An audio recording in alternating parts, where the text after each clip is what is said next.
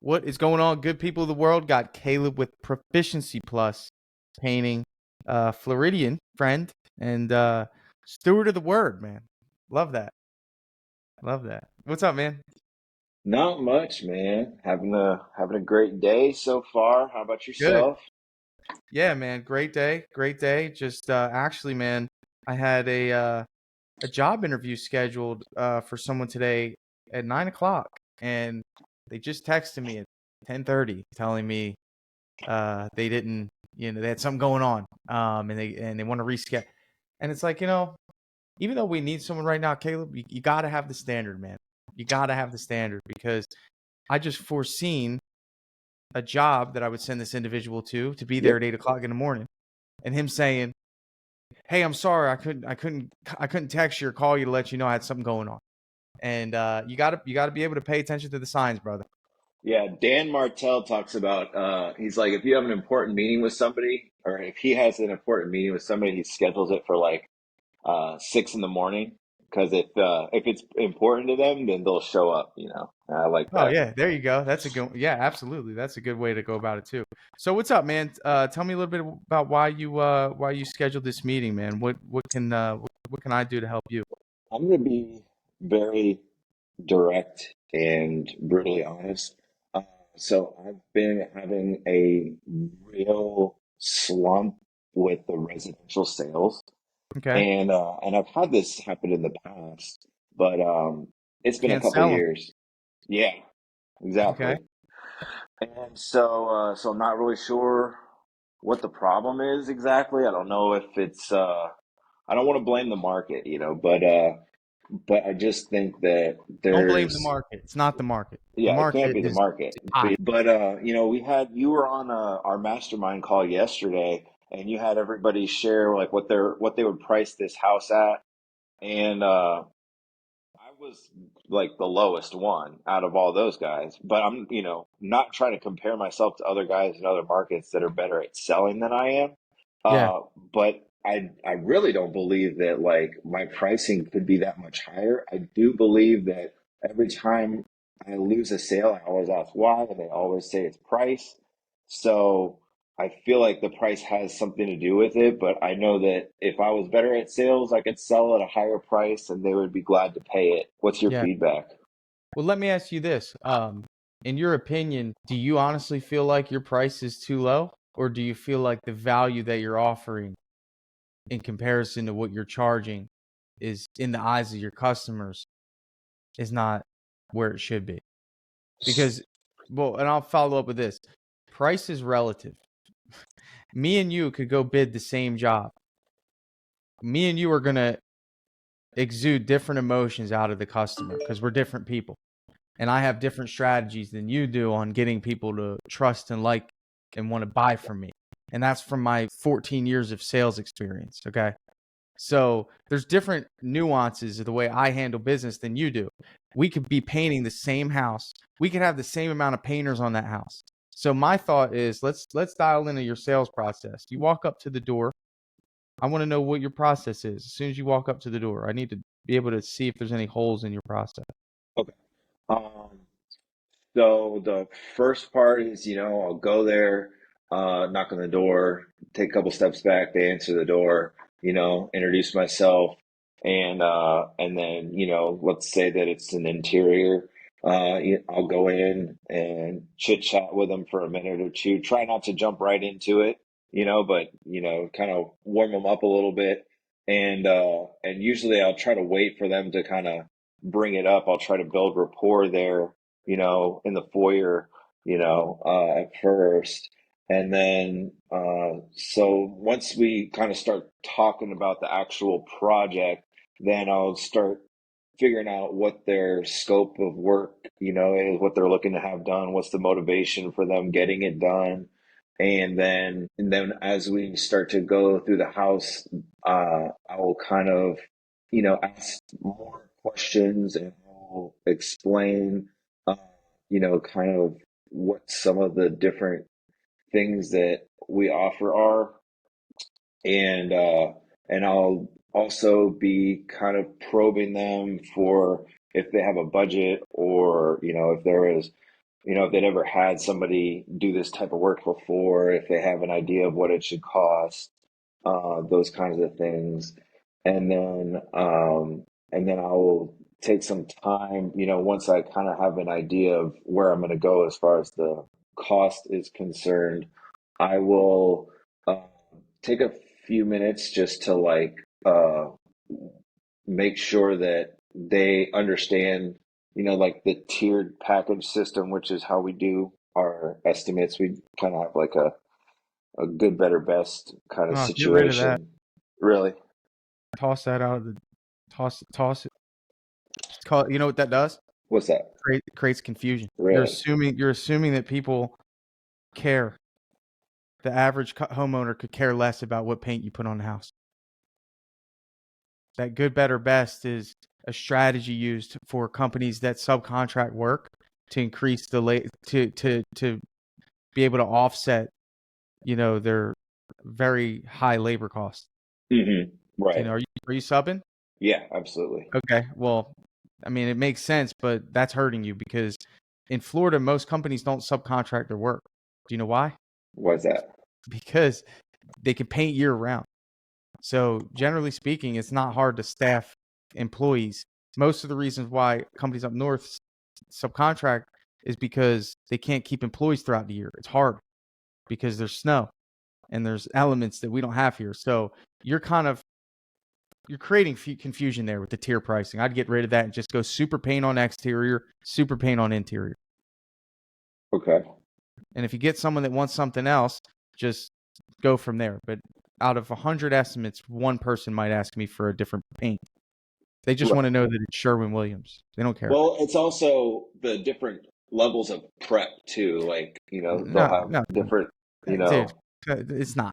Do the job the right way. One price to do it the right way. There's not different levels of prep. I mean, I'm trying to help you simplify this. Your sales process is all over the place. You and I both know that. It's a jumbled mess. Let me give you an example. You go into a restaurant. What happens first? You'll meet the host, they'll take you to your table, Right. and then they'll hit you with a menu. Okay. Give me your attention for a second. Go through it again. You go to a restaurant. Give me the process. So you go to the host stand, and then they Okay. take you to the table, and then they hand you a Okay. menu, right? And then what? Then they give you a couple minutes to look at it. And then what? Then they'll come back and ask you if you have any questions. And then what? And then they will, if you're ready, they'll take your order. If they're not ready, Okay. they'll come back.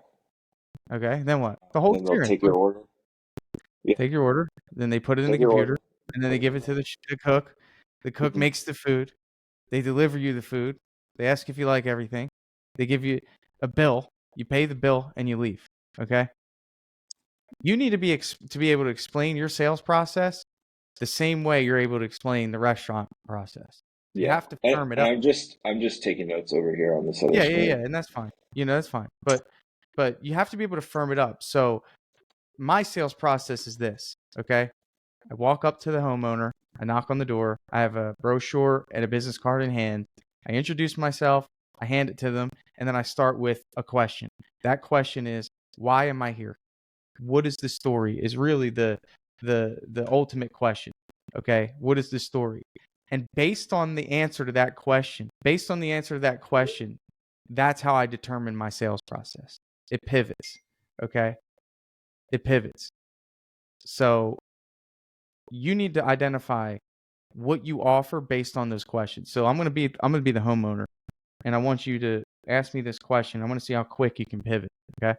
So you knock on my door. It's an exterior paint job. So go ahead and ask, hey Tanner, what's the story? Why am I here? Oh, so hey Tanner, what brings us here today? Yeah. The HOA sent me a few letters. I gotta get the house painted. Okay, gotcha. Uh, when did you get that letter? I got the letter last week actually. Okay, and then did you have a budget set aside for this project, or you didn't? No, not really. Okay, cool. All right. So are you just looking to get it done kind of as soon as possible, or are you looking to get the best price? So what you're doing right now is you're spinning me in a circle, and you don't need to be doing that, right? You're not coming in as the expert, Caleb. Hold off on the notes. You can rewatch this later because you're not going to catch things if you're writing notes the whole time. You know what my problem is. And you're just having me relay to you things that don't matter. You're already talking about budget. You're already assuming I have a budget, right? Who cares if I have a budget? So I'm going to treat you like the homeowner. You have an HOA letter. I'd say, Caleb, when did you get the HOA letter? That was a great question. Oh, I got it last week. Okay, here's the deal. This is usually how we handle customers that get HOA letters. Right now, I'm about 4 weeks out. Okay, but the last thing I want is for you to get fined. So what I'm going to do is, if you decide to go with me, we'll go ahead and get a contract signed if you like everything that you see today, and I present you with a price. And I'm going to email our contract to the HOA, and I'm going to let them know that you're in contract with me so they leave you alone. How's that sound? I like that. You like that? And then I see that we have a lot of fading here. Do you know why that happens? Well, generally speaking, it's because we live in Florida. There's that big ball of fire in the sky, right? How long ago has it been since it's been painted? Oh, it's never been painted before. Have you ever hired a professional painting company? No, you haven't. Let me explain to you a little bit about why we're different so you can prevent this from happening for a very long time, okay? So what am I doing? First of all, I'm trying to create urgency around his issue, okay? I'm trying to create urgency around his issue. He already knows it's urgent, but I want to provide value in a way that's different than just, I got to paint. Now, let me ask you this. On a scale of 1 to 10, how much before this happened do you think this individual values paying someone to come paint his house? Not very much, most Not likely. very much, right? So this is different than a customer, Caleb, that has a high value of painting contractors who, in other words, gets their house painted every 4 years, so it's upkept, right? Right. These are two totally different conversations. Would you agree? Oh, for sure. Right. So you need to have a different process for each of these individuals, and you can only do that when you categorize them. Does that make sense? Yeah, that makes sense. Right. You have to categorize who you're talking to and then provide unique value to that person, right? You can't just have the same cookie cutter strategy. Like the restaurant, you should be able to have 6 or 7 of those strategies based on the experience, right? So instead of the restaurant host saying, hey, where would you, hey, come on back and let's have a seat, the restaurant host should really say, what's the occasion, right? Mm-hmm. Wouldn't that be a better question to ask instead of how many people are in your party, right? What's the occasion? Why are you here? Oh, just out celebrating a birthday. Good. She relays the message to the server. The server piggybacks on top of the message. And what happens? The server gets a higher what? Tip, because they're creating more of a experience relating to that customer's, motivation, right? So it's the same thing with what we do. You have to look at it like this. So the HOA guy obviously doesn't value painting. So are we going to spend time talking about painting? Or are we going to spend time talking about how we can prevent that individual from having to paint again? Because he hates it. He probably doesn't care. But if there's value there and we say, hey, I have a really great product. It's called Duration. And the good news about this product is, first of all, it comes with a lifetime warranty. How's that sound? Good, right? And next thing is that we guarantee our work for at least 7 years. So if anything happens within 7 years, our team is going to come back and we'll take care of it. No charge to you. If anything happens to the paint, Sherwin-Williams will reimburse you the cost to have your house painted and we'll include all the paint for that project. Okay. So what we want to do is make sure this doesn't happen again. But more importantly, I don't want you to get a fine. So this is typically how we handle these scenarios, right? So that's just one example, Caleb. Does that kind of help you see some of the holes in your process versus what I just outlined for you? Yeah. Yeah. I think definitely simplifying it needs to happen. So you don't ask any questions about budget or anything like that. So is that more or less how you conduct Where'd your you learn sales that? process? From just sales trainings, So if you're a homeowner and you reach out to somebody for a job, let's assume you have money. Let's just put that in perspective. Let's just say you got a lot of money and you have luxury and time on your side, okay? And you get some kid that comes over and he comes over and one of the first things he asks you is, do you have a budget for this project? Budget. What is your budget? That's a pre-qualification metric that's used by salespeople that don't know how to provide value. Okay. Sales is not about you. It's about them. Let them arrive to the conclusion. You already thinking, do you have a budget? Is that you're putting yourself in a position to be a budget painting contractor. Okay.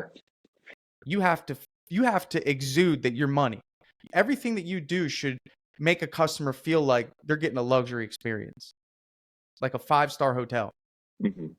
Do you think that at a 5-star hotel, like anyone there cares about budget? No, they want the experience. Now, in some cases, yes, budget is important. You have to decide how you handle that. But for me, in my business, our price is our price, dude. And people pay it or they don't. And if we really need work, then we'll discount it. Hmm. But we have to have some leverage in order to be able to do that. It's important for you to gather information of timeline. I've never asked really anyone what the budget is until I present them a price and they give me an objection. Then we talk about, hey, is this in alignment with what you thought it would be? I wouldn't say the word budget. Right. I would say, okay, no, I thought it was going to be way less. How'd you come up with that? I got another quote. Okay, and did that other quote include the soffits and the pool deck that we added? Oh, you know what? No, they didn't include the soffits. Well, that's why we're so far away. I could take them off for you if you want. No, but they really need to be done. Generally, that's why. Let me explain why. In order to do soffits, we got to prep a little extra. It's going to take about an extra day of work to get them all sprayed. We can't paint the walls until, it's dry. So that's where the extra time comes in. But it's well worth it. I can't tell you how many jobs I've sold by hanging in there and utilizing their expectations versus what the reality is. So I don't want to deviate too much, man, but I just want to say that your sales process needs to be a process and you have to identify the different types of customers you run into. So I want to ask you, kind of test your knowledge on this. What type of customers are you going to run into, right? So we have the HOA guy, right? Hmm. Who else are you going to run into? First time home buyers or somebody who just All bought a right. house. Cool. First time home buyers or somebody that's moving in, right? Uh-huh. All right. Who else? Somebody who's been there for, 5 to 10 years. Cool. So somebody's looking that lives there and wants to upkeep the home, right? Yep. Okay. Who else? Let's see. So we got the So you got HOA, the people who just moved HOA guy in. is upkeeping because they have to, not because they want to, Yeah. right? Hmm. Moving in guy, that's somebody that needs it done, but also wants it done because he's going to live there, We right? got moving out. Somebody's People moving that are out, people are right? So moving would you out. say that they want it done or they need it done? Yeah, they need it done. They need it done, right? Hmm. So what we've identified is that there's different categories of people that they have different motivations, right? So we're not going to treat the person that's moving in the same way that we're going to treat the person that's moving out, right? Hmm. If you had to narrow down one underlying motivation here between someone that's moving in and moving out, tell me the number one motivation of someone moving in. Like what is Dur- the biggest Durability, value? Durability. Really? durability, and then also getting to make it their own. Really? You think so? So if I called you and said, Caleb, I'm getting ready to move in your area and I want an estimate for a painting job. Mhm. How would you approach me? It's a phone call. What were some of the questions you'd ask? What color you have on there now, and what color Do you you're think looking to that's go the most to? important motivation, Caleb? Speed is usually the most important motivation. Usually, they want to do it before the furniture gets in and all that There you stuff. go. There you go. Hmm. So it's actually time. So it's a mixture between time and it's a mixture between quality. But you have to understand that time is actually more important because here's the deal. If you say I can't get to it for 2 months, you're disqualified, aren't you? Sure. Oh, for sure. So the first question you need to ask is, when are you moving in? That's that's the number one question. So we can make sure. So the thing is, you need to come across as an expert, right? Because you identify. So your brain should be thinking, okay, what type of customer is this? Are they an HOA upkeep, right? Somebody that's upkeeping because they need to or want to. Okay, no, not that type of customer. Are they moving in? Yes. Okay, got it. How can I provide value to that person? Time frame. That's number one. Because you'll disqualify yourself if you can't make it. So if it's time frame, cool. When are you moving in, Miss Jones? So she would say, we're closing in 30 days. So right there, you should be looking for miniature value adds throughout the entire exchange, right? So the first thing is, I want you to know that within 30 days, I can get this job done, miss. This is before we even talk about painting. And what that does is it shows to her that I'm in control of the situation. The next thing I'm going to do is I'm going to say, Another thing that you're going to love about us is that I can quote this entire project without having to see the house. This way, you don't have to go in and get your realtor involved. We can come up with a price without even having to go. Is that something you'd be interested in? Couldn't you do that? Oh yeah, 100%. Right. So why create the headache of having her get the realtor involved, getting the house open, you going to look at it, taking your time on a price? She wants a price. She wants to lock that in. Imagine all the to-do list items someone who's moving into a house has. Movers, painters, sometimes flooring companies, drywall, electrical. I mean, be the company that just makes it easy, right? That should be the focus, especially with painting, because generally speaking, painting has to be done first. Mm-hmm. So again, still not talking about the project, creating value in a unique way that's different than what the other guy's doing. Nobody's doing this unless it's me, right? So you affirm that you could do it on the time frame that she needs. You get the price before virtually, and then the third thing you do is at that point you talk about quality, experience, color, maybe a color consultation, things like that. So you got to look at these things in a deep way, dude, especially when you're wondering why you're not selling. And it's not so much that you don't offer a good service. You got to realize they won't know that until after they hire you. Right. So you got to work on all the things that you do and say before they hire you. Does that make sense? It does make sense. Any questions on that? No, yeah, I'm just trying to kind of digest it and think about maybe how I can change So it. let's start. When was your last estimate? Tuesday. Okay. Did you sell it? Tuesday. No. Okay. Tell me a little bit about. Full, uh, full interior repaint was a new. They just bought the house, Okay. and they're looking to move in like a month or so, and they basically had three estimates all scheduled on the same day.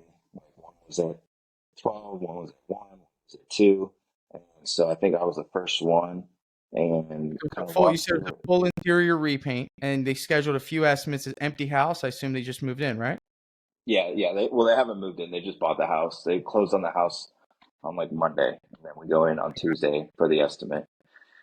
Um, you know, walked through the house with them, did the whole, take photos, upload everything into Drip Jobs, put together the proposal, walked them through our different package offerings, saw which one they were looking to go with, and presented it to her. And then she said it was, about what they thought it was going to cost. And then the next guy showed up right there when I was going to close it, or going to try to close it anyway. So I had to leave. Okay. And then have you followed up since? And what did Yep. that follow up? What transpired? I've been calling, texting, emailing. Nothing, right? Haven't heard anything back. Think about this for a second. Did you do anything that made you memorable out of all that chaos that was going on? Be Um, honest. I mean, this is part of the coaching and training is for you to audit yourself because from the sound of it, bro, I mean, you didn't really bring it. And you got to understand, man, like we can't have the attitude of like people need us more than we need them yet. You could get to that point, but you're not there. You need to hustle for these jobs and you need to make it seem like it would be crazy for them not to hire you because you just offer so much value. Value is the most important word of your entire sales process. And until you fully understand and embody that word of value, you won't win. There's no way. So think about it for a second. You go and meet the customer. You know that they're moving in. Okay. When are they moving in? within the next month. They weren't in a Okay. hurry to move, but Got they it. wanted to get Okay. everything done. And when you presented the price, did you give them a firm start date of when you'd be able to get it done? I told them that we would be able to start the following Monday, which would be, Okay. next week. Okay. You'd be able to start next week, which would be this Monday coming up. Hmm. Okay. And what would you say was most important to this customer? Definitely the speed. I mean, Okay. they're like, we want to get somebody in there, Right. tomorrow. I was like, hey, look, I'll send some guys over to prep tomorrow. Like, if we can, come together on a price here. Okay. And what about colors? Have they chosen colors? No, Okay. they already And have how a color. Mother-in-law or something was like interior designer, and she was going to come on Friday to help pick out the Okay. Do you have any value around that in your business right now? colors. Yeah, so, I mean, we offer a color consultation, With so it would just be with me. yeah. So that's probably not helping. Not no disrespect to your color ability, but that's not a high level experience, is it? It's, I mean, Compared to Miss Jones, just so you know, once you move forward with us, I'm gonna have Donna call you. She's our color consultant, and she's gonna come by and she's gonna sit with you and she's gonna make sure we get the colors in order and she can offer some suggestions. How does that sound? mm, Isn't that more of a concierge level service yeah, definitely. for $100 that I pay for each visit? And then guess what Donna winds up doing? Upsells Mm, all day, and she gets a percentage. So this is an area of your business that, dude, if you stay in this business, do you know how many people are going to run into a color barrier? Do you know how many people hire us because of the fact that we send a designer over to help with colors? I could see that. Do you know how many people have never had a designer help them with anything in their life? Do you know how many women struggle with design in their homes? Mm. How do I find a designer? How do you find a designer? Um, you could Google designers in your area, and they love it because color consultations are easy. It's a quick Mhm. $100 for an hour. You know, just introduce yourself. Hey, I'm Caleb. I have a bunch of customers that are going to need color consultations. We work with Sherwin-Williams. So we're really looking for someone that we can send to do 1 hour color consultations to customers that hire us to paint their home. Is that something you'd be interested in? Anything between $100 and $150 is a fair rate for an hour. This is a must. That's a must. So I would consider that because again, you don't have a lot of leverage going in like that. You went in, you ran around the house, Mhm. barely got to know the girl or the lady. She's got her mother coming to help with colors, and she needs it done by Monday. That's all you told me. What was the scope of work? So mostly walls and trim, and then she needed to have some ceilings done, not all of the ceilings done, How and much of the ceiling? What percentage?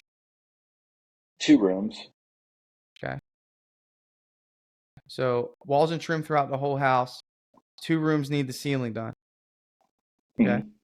Did you agree with that, or would you think it would have been better if you did the whole ceiling? Well, no, there was one ceiling that was like painted the same color as the walls in the foyer, so that obviously needed to be done. The rest of the ceilings looked pretty good. She was thinking she was going to be doing wall ceilings, everything, and I told her that didn't really need to do all the ceilings, just that one ceiling that's a different color, and then one ceiling that had some Well, if you some paint it damage. bright white, would it look different? Say that again. If you paint the other ceilings bright white, would it look different in comparison to the other ceilings? She had the color that they had used to paint the ceilings. It looked like Oh, everything had been fairly freshly painted. However, it wasn't her, so let me ask you color. this. So how bad did you need this job? 1 to 10. 10 being I need this freaking job. Oh, 10 for sure. 10. Okay. So when you presented the quote, you provided this tiered system. Tell me about this tiered system that you've been doing. So it's walls and trim. How many square feet on the house? I think that it was 3,500 walls and trim.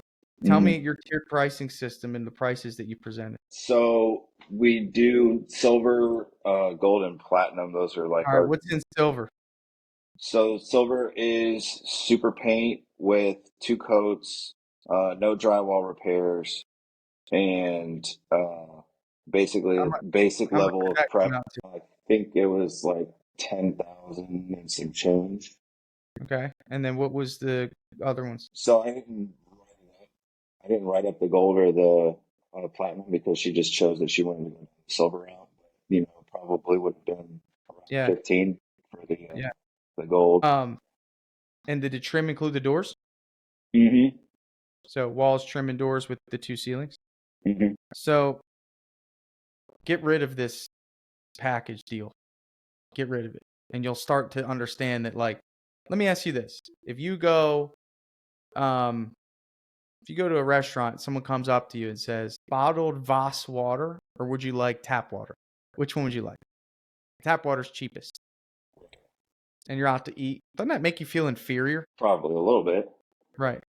So what you're really doing is ultimately you're categorizing the customer when you create the silver package. Well, Does that make sense?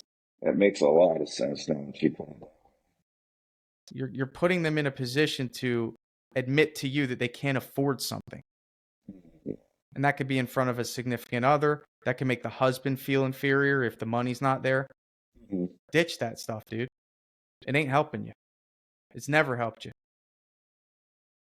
Okay? So it's one package and you do it right and you prep the house the right way. I think if you and I come in there, our package is the premium package. There's one way. I'm pricing it one way. We only know the whole way to do the job. Mm-hmm. If there's extensive drywall repairs, I'll price it separately. You can do them or you can't. Find a drywall guy. Right. There's wallpaper removed. I'm pricing it separately. You're confusing your buyers and you're categorizing. That's not good. Now, the second thing is you need to be a salesperson, dude, okay? And it has everything to do with how you dress, how you Mm-hmm. look, Mm-hmm. how you present yourself, the level of excitement you have, right? You better not let someone be more excited about their project than you are because you're the expert. They should feel that you love this stuff and you need it. Desperation could probably be seeping out of your pores, right? Mm-hmm. If you don't start selling soon. So the thing is, I look at this scenario here. You have a $10,000 job that you would have been happy taking 10 grand to do this work, by the way. Mm-hmm. And you have these two ceilings that are variables, right? I would have positioned it like this. Here's the deal, Miss Jones. I know you have a lot of estimates today. I would love to earn your business. I can actually get started tomorrow. Okay. We'll get started prepping. We'll get everything covered. Did I discuss with you how we're going to protect these floors, your cabinets, your countertops? Mm-hmm. Yes, ma'am. Not only am I going to do that, but I really, really want to earn your business. We could use the work, and I just know I'm the right fit for you. What I'll do is I'm going to throw in these two ceilings for free. Let's get them off the quote here. If you allow me to earn your business by the end of today, I know you got some estimates, but I would really like to know so I can start scheduling things in and get this taken care of for you. But I'll take off the two ceilings and knock them out for free. So then what you're doing is you're creating some value, perceived value. Does that make sense? Mm-hmm. There's something there. There's this one thing, like, she can't make a decision right now, but guess what you did? You gave her a reason to call you back because it creates the perception of loss if she doesn't. So you 100% got underbid and someone came in and added more value than you. Mm-hmm. Or you didn't create enough value for her to really understand why she should hire you. You just came in with this package pricing and you made her choose the lowest option. And that lowest option, I hate to say this, but the lowest option made her feel like there's going to be other things that aren't going to be taken care of because she chose the freaking lowest option. That makes a lot of sense. So why would I choose that if the other guy says, yeah, I'll take care of those drywall repairs? Mm-hmm. You're shooting yourself in the foot. So sales is hard, bro, but don't make it harder than it needs to be for your customer to make a decision. So don't do your package pricing. That's for the big leagues, bro. Where they have salespeople deployed that can use psychology and, they have volume where they could just tear through people. We're not there yet. You don't need to do that. I never did that once. I appreciate and again, you saying that a lot. Yeah. Yeah. Well, this is a breakthrough, bro. We got to break through. I'm here for it, man. I'm here for it because it's not, it's not a good feeling either, too, to like just not win. It's discouraging. Yeah. Well, I think like, you're somebody that has faith. You want to build something great. Mm-hmm. If you're not careful, man, this could put you in a depression. I know. Trust me. Yeah. Well, that's why I do these. But you need to reframe your thinking. Mm-hmm. Okay. And I just want you to understand that, like, you will generate income to the proportion of which that you go above and beyond for people with a caring heart, with a loving heart, and that includes your employees and that includes your customers. So when it comes to a job, stop thinking about what you can get out of it because you could have sold that job for way less. But you're trying to hit grand slams off the plate, dude. You're just trying to hit, and one of the biggest issues and the reasons this is happening is you don't have a responsibility to your subcontractors to keep them busy every day. There's no leverage there. There's no pull, right? If you had a team of 3 employees that go to bat for you every day, you would have sold that job for 7,500 and you would have got it just Yeah. to keep them busy. Yeah. No, that's true. And that's something that's been a little bit of a concern of mine. Is like I wonder if like I'm overpriced from the standpoint is this people are doing it less expensive because they can afford to do it cheaper. Dude, you're selling the job for 2 businesses. Yeah, 2 that's businesses are true. trying to make money. Your jobs are way more expensive. I don't need to do that. Mhm. I would crush you in price, and we'd probably make the same margin. And that's because I've created the employee model, and it works here in Florida. I know, and I could say this to you because we could possibly compete on the same job at some point, right? So it would just simply be because my labor margins are going to be lower than what you have to pay a subcontractor to come in and do it. But generally speaking, you really, if you're doing the subcontractor model, it really only works with volume because you're only making 20, 25, Mhm. so there's pros and cons. It's always going to be an argument, but I think someone like you don't have any employees right now, right? Have you ever had employees? Yeah, it's not for me. Why? Well, I experimented with it a lot in the last year and just did not have any good experiences. Cycled through a shitload of guys, and even I I mean, had my we could do the project same thing, manager. bro. Problem Say here, again. Caleb, we could do the same thing with your sales process. You could say, well, like, I'm not selling. And then, like, if you drilled down with me on what that process was, Mhm. like, I'd probably tell you exactly what you did wrong. And it's not so much that, that's usually the case. Like, oh, I cycled through guys, they didn't show up, they didn't do a good job. It's No, like, I had some guys that showed up for a while and stuff. It's just it's too much of a burden to have to oversee a bunch of employees. I prefer having the contractor model because they're responsible for their own jobs, they're responsible for their own materials. I don't have to keep up after them. I don't have to worry about paying them every week. There's just so many things over the yeah, but last. how's that really working for you though? I only had problems when I did the employee model. I never had any problems with the subcontractor model. Yeah, but when it comes to your pricing, look what's happening. I could probably afford to go cheaper on the price, but I don't know that that's I mean, necessarily. do you feel like you're making money right now? I know that No, I mean, there like, I do you could be feel like doing as a business owner, like you're making money every week? Like are you thriving financially right now? well, yes and no. This is not necessarily because of the model. It's because of we work with a lot of GCs and it has its own set of Right. topic for So what's the end goal here with this business? honestly, just to get a couple more people in place so that I don't necessarily need to be involved because it's a means to an end kind of for Are you me. burnt out? No, but yes, at the same time, I could tell. a little bit. Yeah. Yeah. So you're burnt out. It's a means to an end. How do you expect a revival to happen here? Honestly, just doing exactly what I'm doing right now, trying to figure out where the breakdowns are and what the breakthrough is going So to the look like. problem is that you're writing a story and you don't know how it's going to end. So you're writing it in a way that's just like, well, it could go this way, it could go this way. And unfortunately, with business, there's got to be something that is kind of like the magnet that pulls you in the direction. You don't ultimately have to get to there, but there's got to be something, dude. Like maybe you want to scale it to $1 million a year and you want to sell it to someone for 200 grand. Like that's, unfortunately, the multiplier isn't very good on Yeah. No, paying I business. just I just want to have like 3 or 4 people in place so that they can manage it so that I don't have to be involved with Okay. the day-to-day stuff, you So know? let me help you understand the reality behind that. When you say you don't have to deal with day-to-day stuff, that would mean that you would have an office admin in place, Hmm. right? Or they handle customer communications. You'd have an estimator doing estimates for you, Hmm. right? And then you would have crews out there doing the work. And then you would kind of step in, quality control, coach and teach, Mhm. all that, right? Yeah.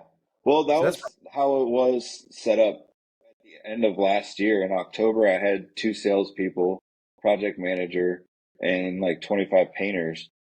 And, you know, just, we had bad painters that did not do a good job painting. We were getting either fired or having so you projects go were you over. doing a lot of the track, were you doing track homes or were you doing a lot of new construction?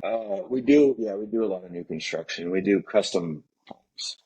So are you looking to pivot entirely into repaints? Is that the goal? No, so the way that we had it structured last year was 33% commercial, 33% new construction, custom homes, and then 33% residential. Okay. Uh, and so the residential piece or the commercial is kind of fallen off, and the new construction is kind of still in play. That's really what's carrying us right now. And then the So who do you residential have? thing, Do you still have the admin? Do you have what happened to the salespeople? I had to let them go. They weren't selling, so I had to let them go. Okay, And it got it. cost me because, like, well, I won't get too much into it, but they weren't selling. So then all of a sudden my painters don't have work, and the painters were not doing a good job with the things that they were assigned. And the guy that was managing them was burned out and, had too many guys reporting to him, too many projects spread out over too big of a territory. So, he wasn't able to manage that effectively. And then, I was just trying to hold everything together, and I had no idea what the fuck I was doing. Excuse my French. Yeah, I got you. Well, I mean, look, I think that, you have the right vision. I think you could create something special, man. I think you are a good leader. I think it's just a matter of consistently refining these areas of your business from marketing to sales and then figuring out like, dude, like I don't think there's anything wrong with creating a team of 3 employees that are rock stars. It's the same thing, dude, as Hmm. subcontract. It really is. Like you're just classifying them differently, but you have leverage over their time and Hmm. schedule and Yeah. who they are. And I just it takes time, you got to put out those ads, but let me ask you this, would there be any drawback to you putting out an Indeed ad and getting a rock star crew of employees for residential work of 3? Yes, only because I wouldn't have the pipeline for them to stay busy at this time, Okay, which but is that's partial. the catch 22. That's the problem is that there has to be a period of uncertainty, but then what happens, what I find is when I get a really good applicant, I'm more motivated than I ever am to get jobs. Like, because I want to make sure that they come in and they have work and and it's like, dude, I can't explain this, but like, you might feel burnt out right now, right? In a sense, you said that you might be. You're a man of faith. I think, is there a part of you that wants to help others? Do you have that desire within? Well, yeah, sure. Create opportunity for others? Hmm. Is there anything that you went through in your past that you want to help others because of? Like, do you have anything deep that you went through that gives you the feeling that, hey, man, I want to impact, I want to do something big? Probably. I mean, thing super specific. I used to have a drug problem. That's Okay, something I definitely want to help a lot of people with. love that. But Okay, I have and a you men's turned your group, life and that's around, kind of right? geared towards that. Of So you course. turned your life around. Okay, and did someone give you an opportunity that helped with that in some way, shape, or form? Um, my wife, I guess. I don't know. Okay, yeah, all right. So don't you think that there's room in the marketplace, right, where we create an environment for individuals that have overcome a drug addiction that need a good place to work with someone that has also overcome a drug addiction? Don't you think that like you have the ability to open the door for somebody like that? There's potential. There's potential, but There's potential. it'd have to be someone that has really overcome it that you can feel has the right intention that aligns with you, right? That shit's Well, let me make this clear. sneaky. Someone's got to take a leap on these individuals, and there's a lot of them Mhm. Well, that need especially in the industry. But in our well, there's only so many things that they can come in and do and make decent money, right? And what if that's a nudge on your heart to create and you have this blockade of nah, I can't let any W2 employees come in. I don't want to do it. I don't want to grow. What if what if that builds the fire in you to create some momentum, and you get people that really go to bat for you because you're looking out for them. Dude, there's no better feeling than having a Christmas party in your painting business when you have 15 people that you brought into your world that are buying houses now, that have the vehicle they want, that are happy, that are thriving, that love the opportunity, love the culture, that moved up in the company to be a crew leader, a manager. I can't explain it, but this is what drives me, because I can't imagine having a business where it's just a subcontractor relationship where they're in it for themselves. You like Dan Martell, one thing that he says is, I want their heart, not just their hands. Mhm. Right. You know what I'm saying? I don't know if that sits with you. And if it doesn't, I understand. It's a lot. But if it does, I think on the other side of that, bro, you'll have a lot more motivation, man, Mhm. if you give that a shot, especially on the residential side. Yeah. That's the beauty of what we do, man. You can really help. Yeah.